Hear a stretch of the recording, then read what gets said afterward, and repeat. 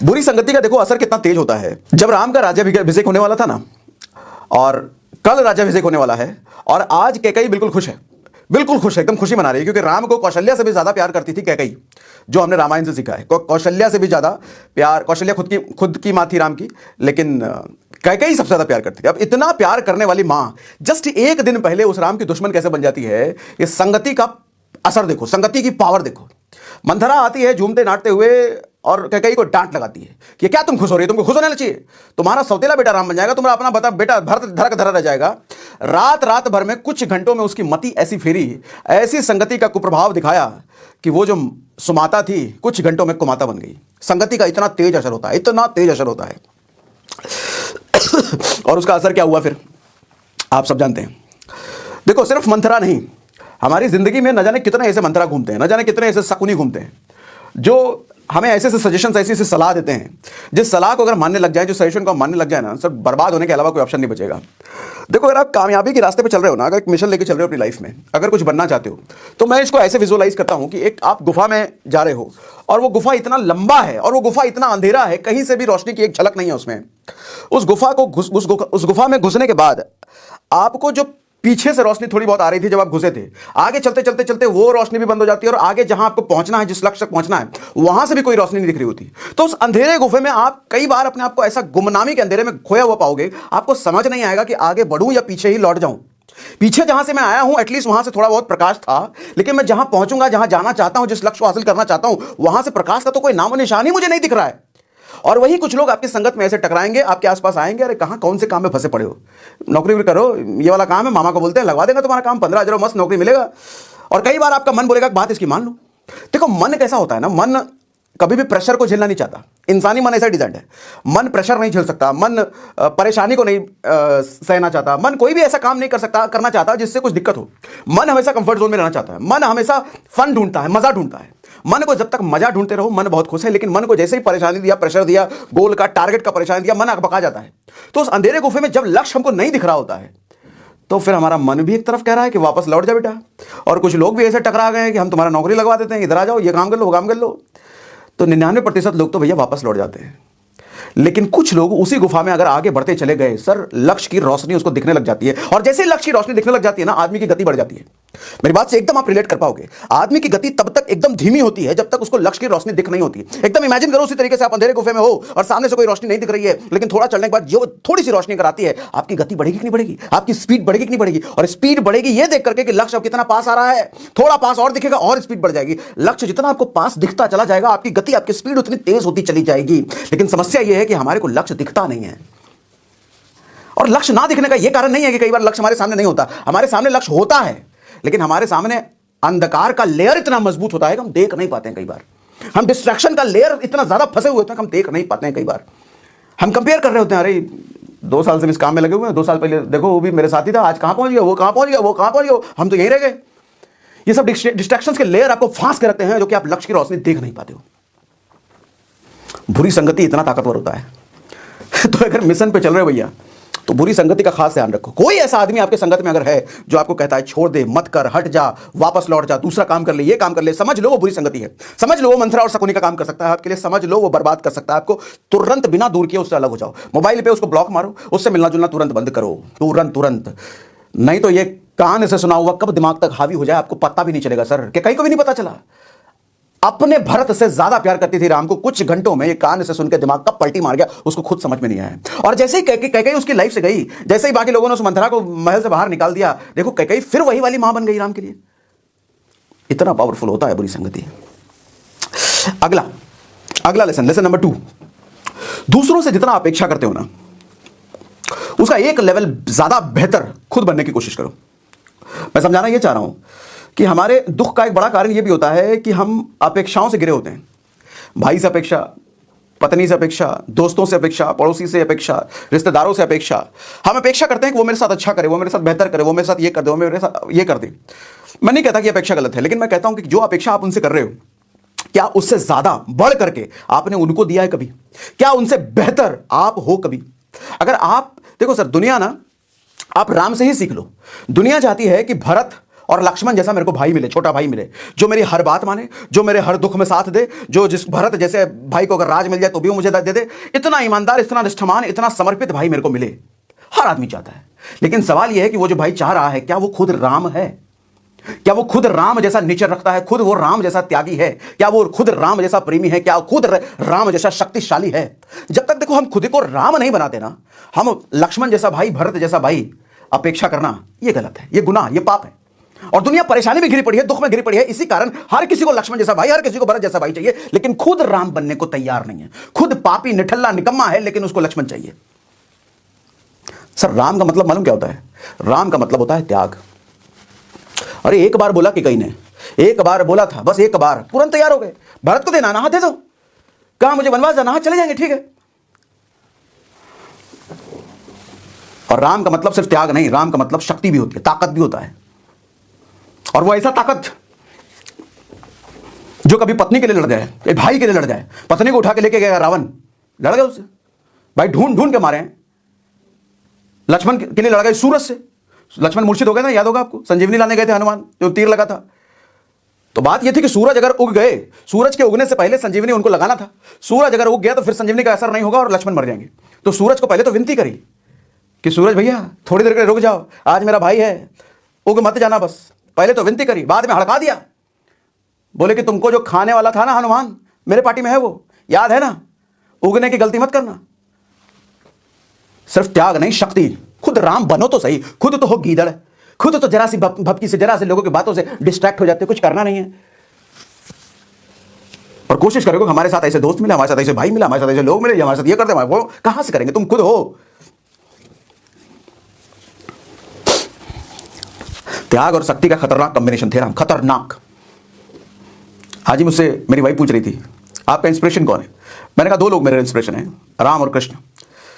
मैं नहीं कहता कि मैं उनकी तरह बनना चाहता हूं, लेकिन एक उनसे सीखता हूं, उनके आचरण से, उनके बिहेवियर से, उनके कैरेक्टर से सीखता हूं, और वही चीज अपने अंदर लाने की कोशिश करता हूं। असल में जो आदमी शक्तिशाली होता है ना, त्याग उसके अंदर अपने आप आ जाता है। जो आदमी कमजोर होता है ना, उसमें त्याग की भावना नहीं होती, उसमें लूट खसोट की भावना होती है। कहां से क्या लूट लूं, कहां से क्या हड़प लूं, किसका क्या गिरा दूं, किसका क्या नुकसान कर दूं, अपना फायदा हो जाए। ये कमजोर लोगों की निशानी है। शक्तिशाली थे पांडव, हंसी खुशी दे दिया अपना राज्य दुर्योधन को। शक्तिशाली थे राम, हंसी खुशी दे दिया अपना राज्य भाई को। शक्तिशाली लोगों का नेचर में होता है त्याग करना, क्योंकि उनको पता है कि आज दे देंगे भाई, कोई बात नहीं, भगवान है ना, दोबारा मेहनत करके फिर से हासिल कर लेंगे। उनको अपनी मेहनत पर भरोसा होता है, उनके अपने बाजुओं कंधों पर भरोसा होता है, उनको अपनी काबिलियत पर भरोसा होता है।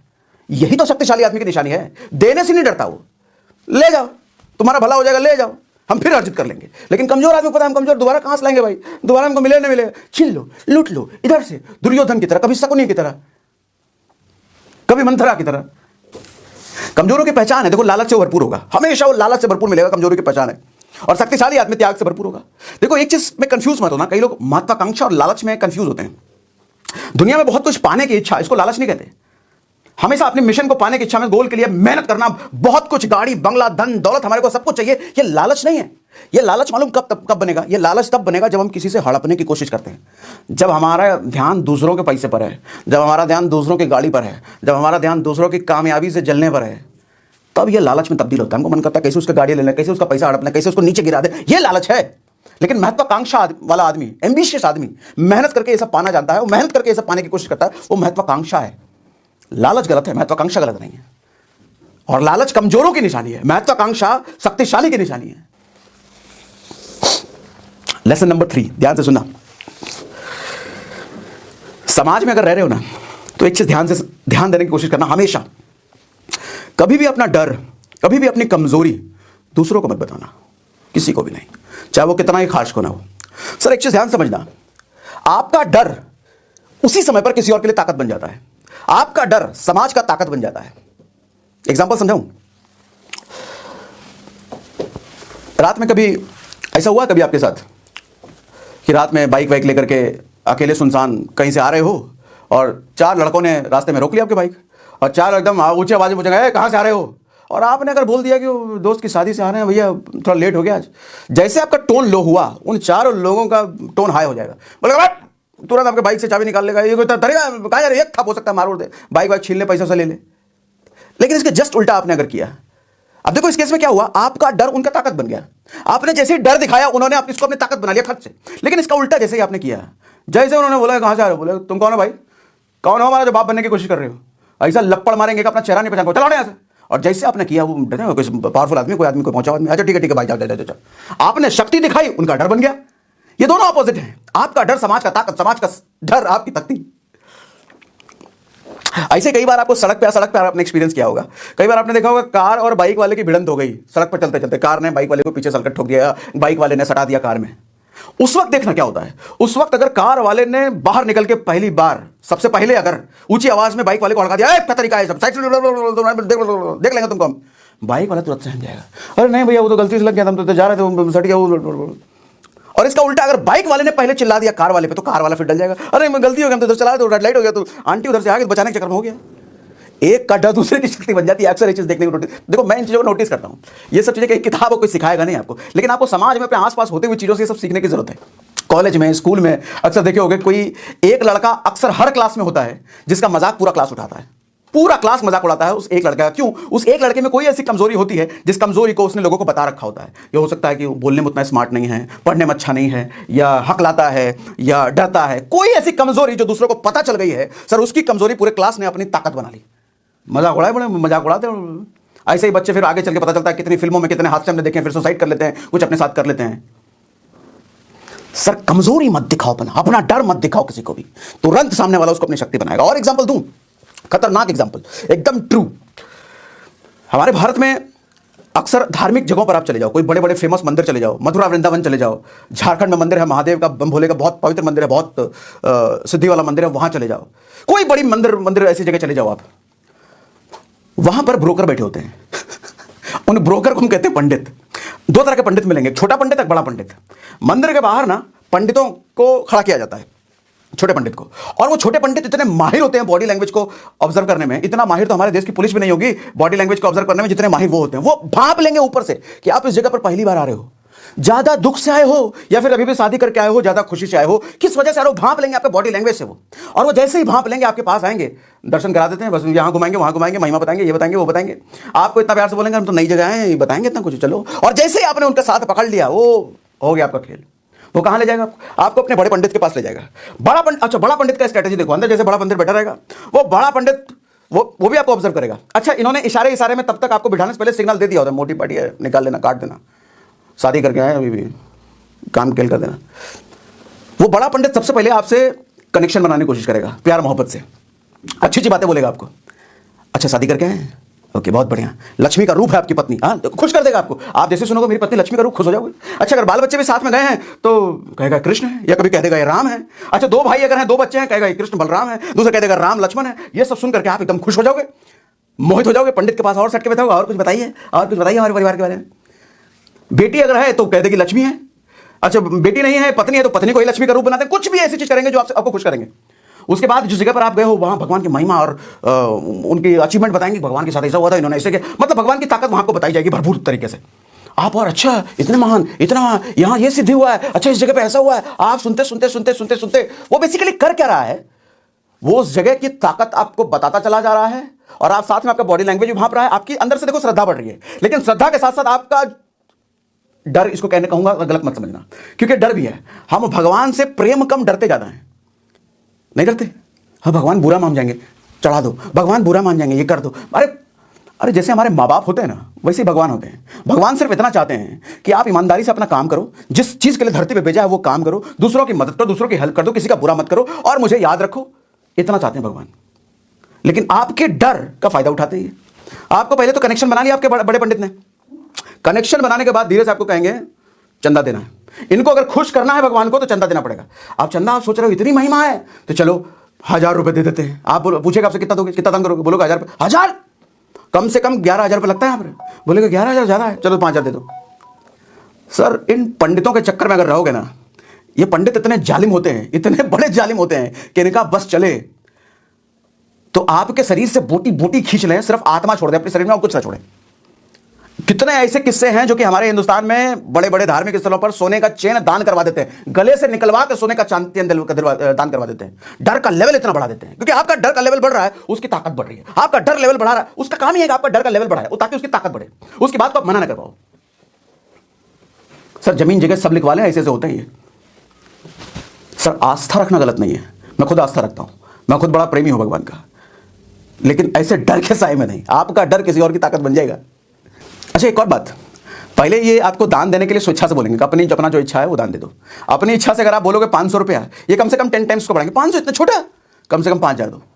आपने अगर बोल दिया 5000 दो, 5000 इतना छोटा, वो भाप लेंगे ना, वो भाप लेंगे। जितना ये बोल रहा है उससे 5-10 मिनट बढ़ाई देना। 5000 अगर बोले 25,000 दिलवाएंगे आपसे। ये टेक्निक होती है उनकी, पूरा ट्रेंड है। वो सेल्समैन के भी बाप होते हैं, वो पंडित नहीं है, वो सेल्समैन के भी बाप हैं, और लुटेरे सेल्समैन होते हैं। उनके चक्कर में ना पड़ना। किसी भी धार्मिक स्थल पर जाओ, पूजा पाठ करो अपना शांति से, अपनी इच्छा जो बनती है दान देने की। देखो दान ऐसी चीज है ना, हर किसी को करना चाहिए। कहा भी जाता है कि दान से ज्यादा पुण्य कुछ भी नहीं होता है, सबसे बड़ा पुण्य दान होता है। लेकिन दान ऐसा हो जो आपकी इच्छा से हो, कोई मजबूरी में, कोई प्रेशर में, कोई डरा धमका कर आपसे अगर दान करा रहा है, फिर उस दान का कोई फायदा नहीं है, कोई फायदा नहीं। दान अपनी इच्छा से होना चाहिए, और दान गुप्त होना चाहिए। ऐसा दान हो जो किसी को पता ना चले। लेकिन वो तो जबरदस्ती है, गन पॉइंट पे, गन पॉइंट के इतना डरा के दान करवा रहा है, तो एक तरह से गन पॉइंट पे करवा रहा है आपको। ऐसा दान किसी का कोई फायदा नहीं है। जाइए अपनी श्रद्धा से जो बनता है दान पीठ कीजिए, पूजा पाठ कीजिए, निकल जाइए। ऐसे ब्रोकरों के चक्कर मत पड़िए। आपको देखने में लगता है पंडित है, बहुत सिद्धि वाला पंडित नहीं, वो ब्रोकर है। वो ओ माय गॉड मूवी देखा है ना, बहुत सही दिखाया उसमें। तो आपका डर किसी और की ताकत बन जाता है। ध्यान रखना, अपना डर कभी किसी को मत दिखाना। अपनी शक्ति दिखाओ। शक्ति दिखाने का मतलब ये नहीं कि रोड पर मारते पीटते किसी को चलेंगे, चलना है साइड चलो एक तपाचा लगा दिया, ऐसा नहीं। देखो आपका अगर आतंक बढ़ रहा है तो कोई ना कोई फिर राम और कृष्ण के भेष में आएगा जो आपके खेल खत्म कर देगा। शक्ति का मतलब ये नहीं होती किसी को दुराचारी बन जाओ, अत्याचारी बन जाओ। शक्ति का मतलब ये है कि अपनी अचीवमेंट बढ़ाओ, अपनी कामयाबी का लेवल बढ़ाओ, और पैसा कमाओ, खूब पैसा कमाओ, अपने परिवार को समृद्ध बनाओ। जैसे जैसे आपकी अचीवमेंट बनती है ना, समाज आपकी शक्ति को मानता चला जाता है। अरे बाप रे बाप, बहुत पैसा वाला, बहुत मेहनत किया, बहुत कामयाब आदमी है। समझे? मेरी बात से एग्री करते हो मुझे चैट पे लिख के बताइए यस। मेरी बात से एग्री करते हो चैट पे मुझे लिख के बताइए यस। जल्दी जल्दी जल्दी जल्दी एग्री करते हो चैट पे लिख के बताइए यस। देखो कहते हैं लोगों ने, माँ बाप जो बचपन में आपको नाम देते हैं ना, वो इसलिए देते हैं कि ताकि बड़े होकर के आप उस नाम को बना पाओ। नाम रख दिया तो नाम परमानेंट नहीं है। किसी का नाम रख दिया राजा, पता चले वो भिखारी से भी बदतर हो गया, बड़ा होकर के भीख मांगे जा रहा है। नाम रख दिया, पता चले अभिमन्यु, अभिमन्यु का शक्ति का प्रतीक, बचपन में साहस का प्रतीक, हिम्मत का प्रतीक अभिमन्यु। लेकिन डर, पूरे जिंदगी में 10,000 की नौकरी का भीख मांग रहा है, अभिमन्यु है वो दुर्योधन से भी गया गुजरा है। नेक्स्ट लेसन, अपना भाग्य बनाना और बिगाड़ना दोनों देखो हमारे हाथ में होता है। लोग कहते हैं भाग्य पहले से लिखा हुआ है, भगवान ने लिख के भेजा है। एक बात बताओ, भगवान को इतना फुर्सत है तुम्हारे लिए भाग्य लिखते, तुम्हारा भाग्य लिख के भेजे? आज के टाइम में इंसान इतना स्मार्ट हो गया है कि स्मार्टफोन बना रहा है, हर चीज ऑटोमेटेड बना रहा है, अपने आप काम करने लग जाए। अभी कुछ दिनों पहले मैं डीकैथलॉन में गया था। तो डीकैथलॉन नहीं पता बताता हूँ, स्पोर्ट्स की शॉप है, स्पोर्ट्स का सामान वगैरह वहाँ मिलता है। तो वहाँ पर पहले क्या होता था कि कई सारे बिलिंग काउंटर होते थे, वहाँ पर लड़के लड़कियाँ होते थे बिलिंग करने के लिए, सामान को दो, एक एक कपड़े का स्कैन करके बिलिंग करते थे। अभी जो मैं गया कुछ दिनों पहले, मैंने देखा बिलिंग काउंटर पर कोई है ही नहीं, कोई नहीं है, बस एक लड़का छोड़ दिया सबको गाइड करने के लिए। वो सबको बस वही गाइड कर, क्या करना है, एक बड़ा सा बास्केट सा बना दिया है, और उस बास्केट में जैसे ही अपना कोई सामान, कोई फुटबॉल या कपड़ा या कुछ भी आप डालोगे, डीकैथलॉन लिया हुआ, वो स्कैन कर लेगा। मतलब सिर्फ आपको डालना है, डाला, स्कैन करके बिलिंग आ गया मॉनिटर पे तट से, और वहीं मशीन रखा हुआ, मशीन में डालो। किसी आदमी की जरूरत नहीं है, सबकी नौकरी गई ना, सबकी नौकरी चली गई, मशीन ने इतना ऑटोमेट कर दिया। तो मैं आपको समझाना ये चाह रहा हूं कि आज इंसान इतना स्मार्ट हो गया है कि सब कुछ ऑटोमेट कर दिया है। तो भगवान इतना करोड़ों लोगों के लिए क्या फ्री बैठा है, खाली बैठा है, हर किसी का भाग्य लिखते पड़े? अरे भगवान ने ऑटोमेशन चिप हमारे अंदर डाल के भेज दिया है, हमारा दिमाग दिया, हमारे को मन दिया है। अब इस ऑटोमेशन चिप का इस्तेमाल करके जिम्मेदारी हमारे को दिया है कि तुम जैसा काम करोगे वैसे तुम्हारा भाग्य बनेगा। तुम निकम्मागिरी, निकम्मे पने में पूरी जिंदगी बिताओगे, निकम्मे बनोगे, भूखे मरोगे। मेहनत करोगे, IAS IPS बनोगे, बिजनेसमैन बनोगे, धीरूभाई अंबानी, मुकेश अंबानी बनोगे। ये हमारे पे ऑटोमेशन चिप डाल के दिया है, इस चीज को समझो। आज अगर किसी को डायबिटीज है और वो अगर कहे कि मेरे तो किस्मत में डायबिटीज लिखा हुआ था, क्या करोगे उसके साथ? उठा के चप्पल खोल के नहीं मारोगे उसको? तुम्हारे किस्मत में डायबिटीज था, जिंदगी भर ऊट पटांग खाए हो, मीठा खाए हो, आज डायबिटीज हो गया तो कह रहे हो किस्मत में लिखा था। बट आज जो आदमी दिन भर एक्सरसाइज करता है, दिन भर क्या मतलब, समय समय पे एक्सरसाइज करता है, उसका लाइफस्टाइल सही है, हेल्दी खाता है, उसको कल होगा डायबिटीज? नहीं होगा। कोई IPS IAS अगर को बोले कोई कि आपकी तो किस्मत में लिखा हुआ था IPS बनना, IAS बनना, क्या करेगा वो? उठा के तुरंत चप्पल खोल खोल के मारते मारते जेल में बंद कर देगा उसको। किस्मत में लिखा था, साला इतना दिन रात हम मेहनत किए हैं, ऐसे चला किस्मत में लिखा था। आर्नोल्ड को अगर कोई बोलता कि तुम्हारी तो किस्मत में लिखा था इतना बड़ा बॉडी बिल्डर बनना, आर्नोल्ड गला न दबा देता उसका, किस्मत में लिखा था। इतनी मेहनत और इतने डिसिप्लिन के बाद एक बॉडी बनती है, मसल्स ग्रो होता है। धीरू भाई अंबानी को कोई अगर बोलता तुम्हारी किस्मत में लिखा था इतना बड़ा बिलियनर बनना, तो भारत का सबसे बड़ा बिजनेसमैन बनना, धीरू भाई अंबानी के डूब के मर जाता, वो किस्मत में लिखा था, इतना मेहनत मार्क पर कहां गया। आज जो हम कर रहे हैं वो हमारा कल बन रहा है उससे, जो हम कैसा कल करेंगे उससे हमारा परसों बनेगा। देखो ज्योतिषी के पास जब आप जाते हो ना, मैं नहीं कहता कि एस्ट्रोलॉजी गलत है, ज्योतिषी वगैरह झूठ होते हैं, वो ऐसे ही हैं, ऐसा नहीं होता। एस्ट्रोलॉजी एक साइंस है, लेकिन एस्ट्रोलॉजी का साइंस को समझो। एस्ट्रोलॉजी एक ऐसा साइंस है जो आपके करंट सिचुएशन को देखता है, आपके हाथों के जरिए, आपकी लकीरों के जरिए, और आपके हाथों में ही आपके पास्ट के कर्म भी हैं। यही आपका हाथ, आपके हाथ की लकीरें आपके पास्ट का कर्म बता रही होती है ज्योतिषी को। तो आपके पास्ट के कर्मों के हिसाब से आपका भविष्य बना हुआ है यहां पर हाथों में, तो उसको देख करके भविष्य बता देता है कि तुम्हारा भैया तुम तो आगे निकम्मे निकलोगे, तुम्हारा कोई होगा नहीं, तुम तो कुछ नहीं बन पाओगे, तुम्हारा तो भविष्य बर्बाद है, कुछ बन नहीं पाओगे, भाग्योदय कभी होगा नहीं। क्यों ऐसा बोल रहा है? तुम्हारा पास्ट वो हाथों में देख रहा है ना, उस पास्ट के हिसाब से लकीरें भविष्य की बन गई हैं। तो यानी कि एक चीज समझो, भविष्य जो बनता है आपके पास्ट के कर्मों के हिसाब से बनता है। वहीं आपने उसी मोमेंट पर अगर अपने कर्म बदल दिए, मेहनत करना उसी टाइम से शुरू कर दिया, 7 दिन में हर रोज फील्ड में भागना शुरू कर दिया, हर रोज अपना सेल्फ इंप्रूवमेंट पर काम करना शुरू कर दिया, सेल्स पे काम करना शुरू कर दिया, प्लान पे काम करना शुरू कर दिया, हर रोज 3 महीने बाद जाओ ज्योतिषी के पास, वो कहेगा अरे भाग्योदय तो बहुत जल्दी आने वाला है, अगले 1 साल में तो आपका इनकम बहुत बढ़ने वाला है, बिजनेस बड़ा होने वाला है, अरे बहुत कुछ अचीवमेंट है, विदेश यात्रा आपके लिखा हुआ है। देखो कैसे बदल जाता है। कोई पूरे महीने हरामखोरी करे और लास्ट में जब पे आउट खराब आए, वो कहे मेरे तो किस्मत में ही खराब पे आउट लिखा हुआ है। थप्पड़ ना मारोगे ऐसे आदमी को। पूरे महीने तूने हरामखोरी करी है, कितने प्लान करे, कितने लोगों से मिला, कितनी मीटिंग करी तूने, और पे आउट खराब नहीं आएगा, कहां से अच्छा आ जाएगा? पूरे महीने मेहनत कर, काम करो, भागो दौड़ो, देखो पे आउट कैसे अच्छा बनेगा। सर किस्मत बनाना और बिगाड़ना दोनों ही हमारे हाथ में होता है। गीता में कृष्ण ने भी तो कर्म प्रधान कहा है ना, धरती कर्म प्रधान जगह है, यहां पर कर्म की ही सबसे प्रधानता है। और रामायण में राम ने भी कहा है कि जो आदमी कर्म योगी होता है, कर्म योगी का मतलब क्या, कर्म में विलीन है वो, ऐसे आदमी के सामने तो देवता भी सर झुकाते हैं, देवता भी उस आदमी की पूजा करते हैं। एक ऋषि थे अगस्त्य, उस ऋषि से इंद्र भी डरता था, इंद्र भी सलाह लेने के लिए आता था। जब अगस्त को मरने का टाइम आ गया था ना, इंद्र उनसे रिक्वेस्ट करने आए थे, भैया आपका समय हो गया, चलो जरा स्वर्ग चलो। बोले भी थोड़ा रुक जाओ, कुछ काम बाकी, उसके बाद जाएंगे, आएंगे तुम बढ़ो आगे। इंद्र को ऐसा कर दिया। भगवान देते हो लेकिन कर्म योगी थे, तो उससे इंद्र भी डरे। लेकिन हाँ ज्योतिषी ने बोल दिया है कि भाग्योदय नहीं है, अभी 3 साल तो कुछ होगा नहीं, तो 3 साल जब कुछ होगा ही नहीं तो मेहनत करके क्या फायदा। अल्ले देखो एस्ट्रोलॉजी एक प्रेडिक्शन बेस्ड साइंस है, प्रेडिक्ट करते हैं वो प्रोबेबिलिटी बताते हैं आपके फ्यूचर की, कि अभी जो पास्ट में आपको कांड करके आए हो ना, उसके हिसाब से प्रोबेबिलिटी आपके फ्यूचर कैसी बन रही है। लेकिन लोग उस प्रोबेबिलिटी को रियलिटी बना देते हैं कि अभी 3 साल तो कुछ होने वाला है नहीं, 3 साल मेहनत करना छोड़ दो। तो अब तो उसकी बात आपने सच कर दी। लेकिन ज्योतिषी ने बोला कि अगले 3 साल अभी कुछ नहीं होगा, लग जाना, कैसे कैसे 3 साल नहीं होगा, दिन रात एक कर दो 3 साल, देखो कैसे बदल जाता है। फिर वही ज्योतिषी बोलेगा हाँ भाग्योदय हो गया, पर लकीरें सारी बदल गई हैं। सर काम जैसा करोगे वैसा भविष्य बनता है। आज जो भी आप हो ना, अपने पुराने कर्मों की वजह से हो, और कल जो बनोगे अपने कर्मों, आज के कर्मों की वजह से बनोगे। किसी और को दोष मत देना, ना भाग्य लकीर कुछ नहीं होता। आज पूरी दुनिया ऑटोमेशन पर भाग रही है, भगवान इतना बेवकूफ है, भगवान इतना पिछड़े हुए हैं क्या? वो ऑटोमेशन पे काम नहीं कर रहे होंगे? दिमाग जो हमारा दिया ये ऑटोमेटेड चिप है, जैसा हम करते हैं वैसा हमारा भाग्य बन जाता है। भगवान ने दे रखा है कि तेरे को जैसा भाग्य बनाना तेरे हाथ में छोड़ रखा है।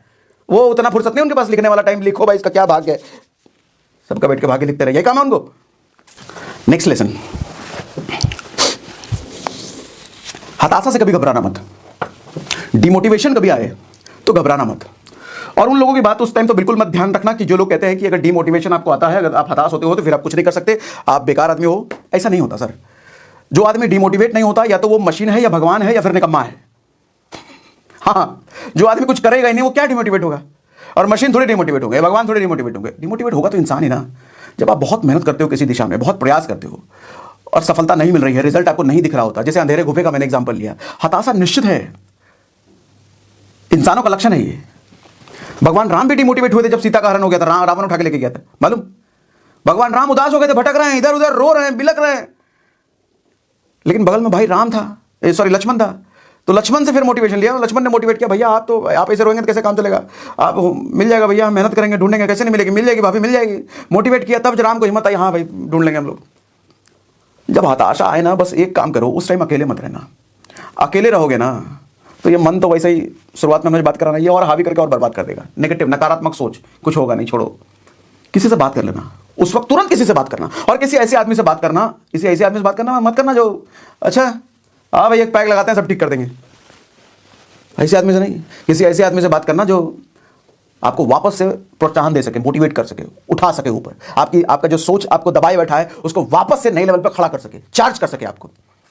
देखो जिस तरीके से मोबाइल की बैटरी डाउन होती है ना, और कुछ घंटे में मोबाइल हमको चार्ज कर लेते हैं और पूरे दिन फिर मोबाइल को यूज करते हैं, मोटिवेशन का रोल कुछ ऐसा ही होता है।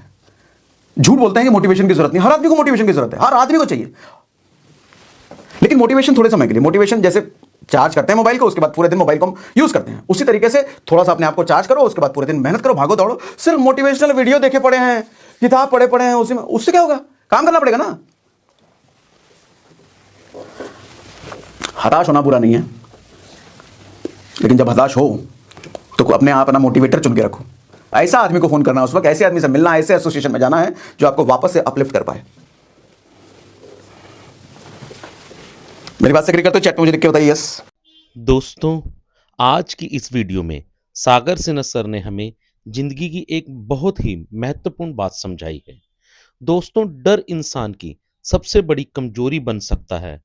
अगर आप हर बात से डरते रहेंगे, लोग क्या कहेंगे, लोग क्या सोचेंगे, अगर मैं हार गया तो क्या होगा, तो सच मानिए दुनिया आपके डर का फायदा उठाना शुरू कर देती है। सागर सिन्हा सर कहते हैं कि जब इंसान डरता है तो लोग उसे कमजोर समझने लगते हैं, फिर वही लोग उसे दबाने की कोशिश करते हैं, उसकी बातों को नजरअंदाज करते हैं और कभी-कभी उसका फायदा भी उठाते हैं। लेकिन जिस दिन आप अपने डर पर काबू पाना सीख जाते हैं, उस दिन से लोग भी आपको सीरियस लेना शुरू कर देते हैं। दोस्तों, जिंदगी में आगे बढ़ने के लिए सबसे जरूरी है हिम्मत। गलतियां होंगी, लोग हंसेंगे, कुछ लोग रोकने की कोशिश भी करेंगे, लेकिन अगर आप डर कर रुक गए तो आप कभी आगे नहीं बढ़ पाएंगे। इसलिए याद रखिए, डर के आगे ही असली जीत छुपी होती है।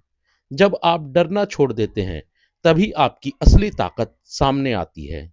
तो दोस्तों, अगर आपको आज की वीडियो पसंद आई हो और आप भी सागर सिन्हा सर के फैन हो, तो वीडियो को लाइक करना और चैनल को सब्सक्राइब करना ना भूलें।